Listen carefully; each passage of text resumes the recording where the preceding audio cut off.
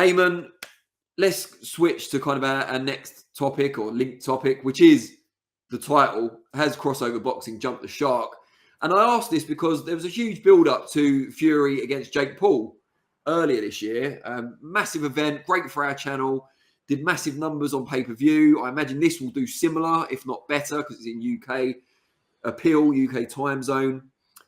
And yet there was so much negative feedback both during the show and on the Sunday that it seems like maybe the bubble's burst now to this hardcore boxing fan, crossover outsider. What do you think? Look, I don't know. It depends really. Your Twitter feed will kind of be a reflection of where you, I suppose, stand on it. Maybe Danny, and getting all the negativity. I understand that obviously people in our boxing media world didn't like this scene at all. So from that point of view, you're going to get the trash. You're going to get people tearing down the event. You're going to get people hating on the event. The bottom line is, if I'm hearing what I'm hearing about the numbers. It did anywhere between something around 800,000. If that's the bottom end, it's not great for the bottom end, but it's great for pay-per-view, all the way up to the top end where I've heard millions is done, around 1 million, as in 2 millions is done. I'm inclined to take that number as a pinch of salt and maybe inclined to believe somewhere around the 800 to 1.2 or 1.5 mark as a barometer. But if you look at those numbers, and if you look at DAZN's metrics and what DAZN wants, a broadcaster is looking to establish themselves in the UK without Premier League rights, and are going, wow, this has done these numbers, this has garnered this interest social media wise. Why would you not want more of it? Why would you think that this is done, the bubbles burst, and rather be thinking we need more of this, we need to get more of this to drive our subscribers, to push it on, and keep feeding something that traditional boxing isn't giving us right now, isn't giving us those eyes. So look, people, all I think we saw was because we got everything over the weekend. We got the OnlyFans stars. People don't want to see that. We got the amateur people who shouldn't belong in the ring, really. We got that. We got knockouts that we don't want to see because there were mismatches and maybe some dangerous fights there. All that's there. You got some good skill, to be fair, for the level that we saw from Dean the Great, and we got some terrible fights that didn't deliver, like we get in boxing all the time. But you got everything there, so there's always time to rip apart everything. But the bottom line will be the people who are paying and the people who are receiving and the people who are looking to grow, and that's DAZN. And I think they'll look at that very happily and want more of it. I've got some counterpoints to that because I'm the one not wearing a Prime hat, in case people haven't noticed. But before we do, a very serious point from Believe John 316. He says, just read that Conor Coghill is in hospital with a bleed on the brain after his fight last week. I believe, did he fight Hopi Price? That's right. Steffi Ball posted that on X. I'm assuming that's true. There's no reason to make something like that up. All our thoughts, prayers, if you're someone who prays, with Conor Coghill, we hope he makes a full and speedy recovery. Ainsley Chand asks me, I'm assuming, are you going to watch the fight? I'd say it's very unlikely. SW Boxing, right, I'm off. Hopefully back to the farm, Steve. Lucan says, Tommy Fury might be a novice, but not your average novice. In the sense, not too many novices grew up around boxing. Completely agree with that. Mega Shadow YouTube says, what are your thoughts on the undercard fights like Slim versus Salt Pappy? We'll get Ayman's thoughts on that shortly, although he's already talked about some of the highlights of the undercard, including Slim. He's with Andre Rozier, you were saying now, which is pretty impressive company to keep. And Dean the Great as well. Dr. Dingbat, look at Hughie Fury and look at Tommy Fury and tell me why their career paths are so different. Then that answer will tell you about why he's boxing at the level he is. I think that's part of it, but then I think Hughie Fury could have been managed a bit better throughout his career. He hasn't always had top promotional backing. He's often had to go to away turf for his big fights as well. So, he's probably made less money in his career so far than Tommy as well. The Colourful Musician, if you watch professional boxing, it's clear that these influencers are below par. Don't know how Tommy was on the same level of these guys. Intriguing. JJ was clearly very unorthodox. Yeah, it's partly that. Maybe he's fighting down to the level of opposition as well. Dopamines, I saw people saying it was a £20 rip-off. Not in that world. That world, £20 is a steal. I mean, compared to what they pay in the US for pay-per-views, £20 is absolutely great. Andre Rodenko, would it make sense for DAZN to have different budget for misfits than real boxing? what stops Misfits demanding more percentage of the share of? Yeah, I understand what you're saying, because it does seem, and I've made this point before, it's possible that Misfits now is subsidising DAZN's boxing content as a whole.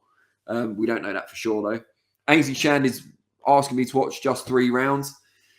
Yeah, I mean, like I said, your son's obviously got the stamina to do that. I'm not sure. I think I'd be tapping out. You don't tap out in boxing, do you? I think I'd be retiring on my stool, on my sofa after 1. Quiet T-Rex, do you think some boxers are jealous for the amount of money some of them are making, as on average Logan Paul and KSI earn more than most boxers per match? Yeah, I think there is a lot of, I'd say envy more than jealousy, but I think that is a big part of why they get criticised. And also the thing that people will assume they are boxers, that KSI, Jake Paul and the like are quote-unquote boxers, so they deserve to be put in the same category as, you know, some of the critics out there, the actual professional boxers. And I get why that would piss you off if you'd worked your whole life to attain a good level of ability and then got to, you know, winning a world title or whatever. And people said, oh, you're a boxer? Oh, great. Like that Jake Paul. You know, if you got recognised on the street, you probably wouldn't like it very much.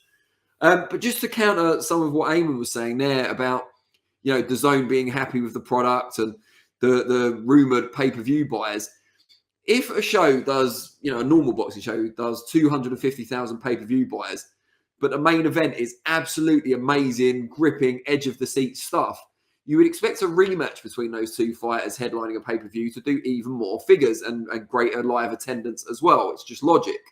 So if 800,000 to 1.2 million watch that Prime card, and I'm assuming it's an ironic title, at the weekend, then surely a lot of them won't be tuned back in for the next show, simply because what they were served up in the top 2 fights on the card, the most famous fighters on the show, was pretty turgid stuff.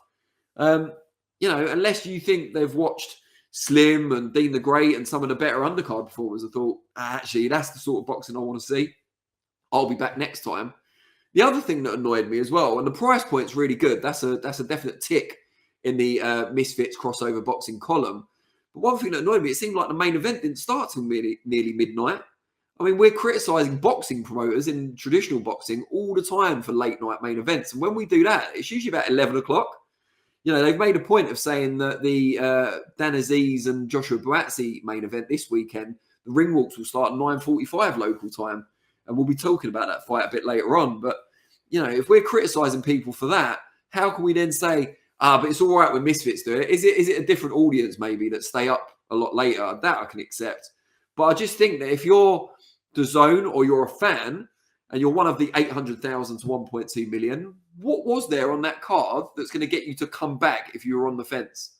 Ayman, I'll put that to you. Yeah, sure. So as of right now, just making those notes. And I think part of the way, maybe the way you see it, is because as boxing fans, when it comes to main events and things, we're let down continually by like shit fights and seen it all before, and we think, oh, you know, this is kind of, don't want to watch that again, not really interested in that again. But this influencer boxing sphere set of fans respectfully don't really know all that much about boxing. I'm not saying that they can't see for themselves that wasn't a great fight. Sure, they know that wasn't a great fight, but the less likely would have been sitting there bored. No, maybe in that instance, but I don't think that, because it's like one of the first instances of it happening, they're more likely to give an opportunity to watch another fight again because there's enough rope there, because they haven't been let down continuously. Also, KSI can come back in a video and say, I'm bigger, I'm better than ever, I'm a cleaner fighter, I'm going to entertain you. And they'll eat it all up. They'll believe it and they'll buy the pay-per-view again. Not a problem. And we hear that. We'll hear from a boxer, I'm bigger, I'm better than ever, I'm back with a bang. And we're like, yeah, sure, show us. You know, it's a different kind of sorry, excuse me, different kind of sphere of fans, which I think in its infancy right now, because they haven't been let down continually, because they haven't seen all that much of traditional boxing, won't be too let down by what they were served up, because they were so entertained in the build-up too. Yeah, I mean, it's hard to put myself in that position because I am, you know, a boxing fan. I have been since I was, I don't know, 11, 12 years old. And yeah, you do get used to fights not living up to their expectations. And there is, you know, I am immune to it to an extent now, with that level of disappointment. However, you know, in the crossover realm, I was actually quite, I don't know if excited is the right word, but I was certainly intrigued by Tommy Fury against Jake Paul. You know, I thought it was actually quite a. I wasn't going in thinking, right, Tommy's going to win this easy. I thought it was a real intriguing contest. I actually enjoyed watching it as well. Thought it was quite entertaining to watch. You know, 2 Raw novices, sure, but I watch Raw novices on undercards, and I'm happy enough with that as long as it's competitive and there's not too much clinching. So I was happy with that. But from what I read about the fight, it wasn't great. It was boring. It was a lot of clinching, not a lot of clean punches landed. Going in, I felt that Tommy Fury would win fairly easily. He didn't. Shows what I know about the crossover side. But I wasn't as excited in the build-up to this one as I was to Tommy against Jake Paul. So doesn't crossover boxing, I could be completely wrong, but doesn't it require a modicum of the hardcore fan base to kind of join in for the big events in the same way that hardcore boxing requires a modicum of the casual fan base to join in for their mega events? Is that not how it works?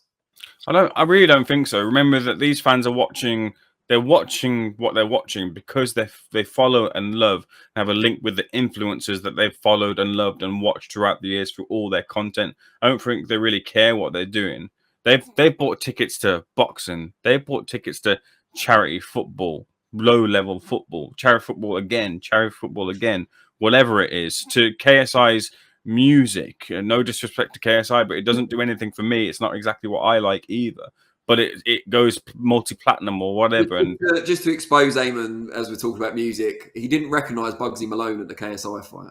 I'm on a rock kick right now. 2000s rock. Give me Fall Out Boy. Give me Blink 182. Give me some Deftones. That's what I'm listening to right now. I'm not listening to them there. Ready of them in the audience? No. if they were, I would have known. Chris Hansen was there though. It was good to speak to him. I'm glad I was interviewing him and not him not interviewing me. But yeah, no, these are the type of people that are invested in them and will walk. I'm going hyperbole here, but will walk to the end of the earth for them because they love them so much. It doesn't matter what they do. It doesn't matter if they let them down. They'll just come to the next one and do it again. So it's not quite the same way that the traditional boxing sphere operates because.